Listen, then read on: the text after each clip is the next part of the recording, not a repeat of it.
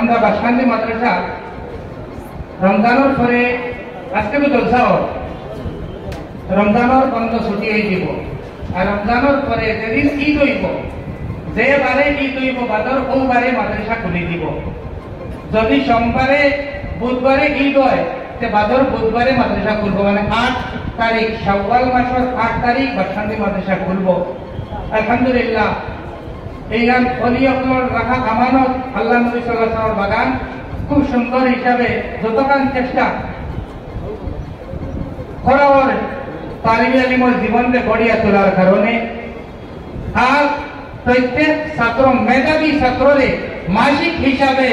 তারারে বাধা এবং স্কলারশিপ দেওয়া হয় এবং আরো বিভিন্ন জিনিস আছে যে আলহামদুলিল্লাহ ছাত্র হিসাবে তার জীবনকে গড়িয়া আল্লাহ নবী সাল্লাল্লাহু আলাইহি ওয়াসাল্লাম সচ্চা ওয়ারিস বনিয়া দেওয়ার পথ পাইয়ে দেব ইনশাআল্লাহ।